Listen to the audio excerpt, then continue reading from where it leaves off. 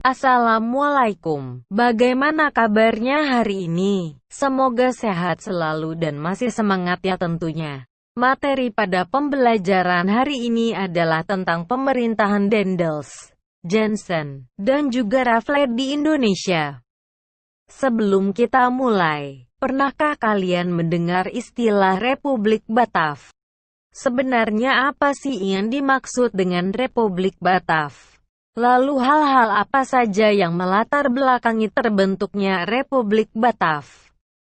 Penasaran ya? Yuk simak terus videonya. Pada tahun 1795, di Belanda terjadi perubahan dan muncullah kelompok yang menamakan dirinya sebagai kaum patriot. Kaum patriot terpengaruh oleh semboyan revolusi Perancis yaitu liberté, kemerdekaan, égalité, persamaan, dan fraternité, persaudaraan, dan menghendaki perlunya negara kesatuan. Pada tahun 1975, pasukan Prancis juga menyerbu Belanda dan menyebabkan Raja William kelima melarikan diri ke Inggris. Pada akhirnya Belanda berhasil dikuasai oleh Prancis. Kemudian dibentuklah pemerintahan baru sebagai bagian dari Prancis yang dinamakan Republik Batav. Raja William kelima yang berada di kota Kew, Inggris mengeluarkan perintah yang terkenal dengan Surat-Surat Kew. Surat-Surat Kew berisi tentang perintah agar para penguasa di negeri jajahan Belanda menyerahkan wilayahnya kepada Inggris bukan kepada Prancis. Untuk mempertahankan Kepulauan Nusantara dari serangan Inggris diperlukan pemimpin yang kuat. Akhirnya ditunjuklah Herman William Daendels. Tugas utama Daendels adalah untuk mempertahankan Jawa agar tidak dikuasai oleh Inggris. Maka dari itu Daendels harus memperkuat pertahanan dan memperbaiki administrasi pemerintahan. Tugas lainnya yaitu memperbaiki kehidupan sosial ekonomi di Nusantara. Untuk menyelamatkan dan mempertahankan Jawa, Daendels melakukan beberapa upaya di antaranya adalah di bidang pertahanan dan keamanan. Daendels membangun benteng-benteng pertahanan baru, membangun pangkalan angkatan laut di Anyer dan Ujung Kulon.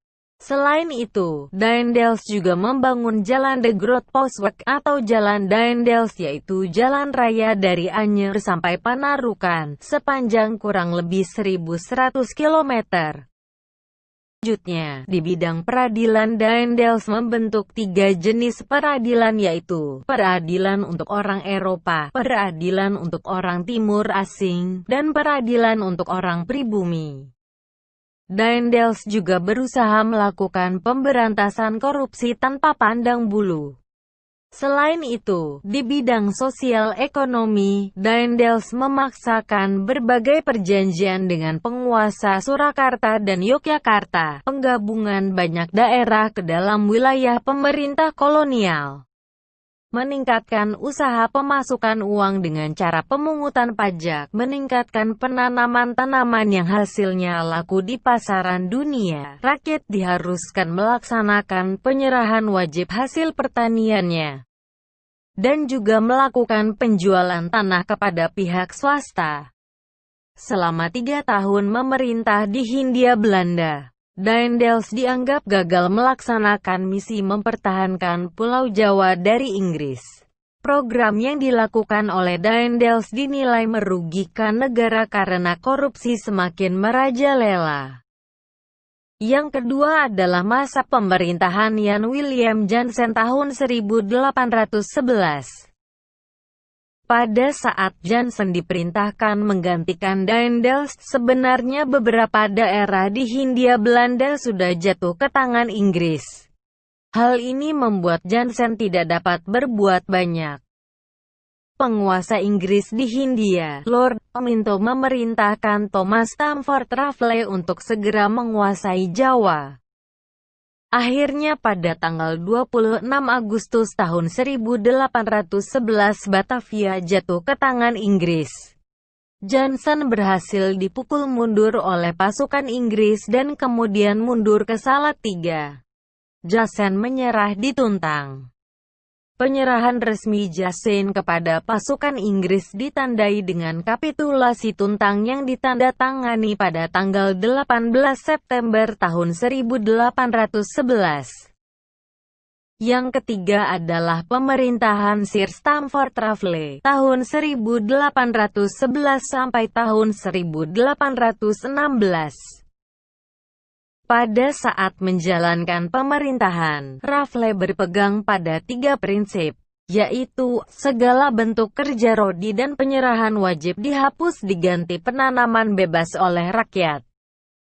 Di bidang pemerintahan, Raffles membagi wilayah secara geopolitik menjadi 16 keresidenan. Di bidang ekonomi terdapat pelaksanaan sistem sewa tanah atau pajak tanah, land rent, penghapusan penyerahan wajib hasil bumi, penghapusan kerja rodi dan perbudakan, penghapusan sistem monopoli. Raffles kurang berhasil mengendalikan tanah jajahan sesuai dengan idenya. Pemerintah Inggris juga tidak mendapat keuntungan, rakyat pribumi tetap menderita. Namun, di sisi lain, Raffles merupakan seorang ilmuwan yang sangat tertarik pada antropologi dan botani yang menulis buku History of Java yang sangat penting bagi perkembangan ilmu pengetahuan. Sekian video untuk materi pembelajaran hari ini.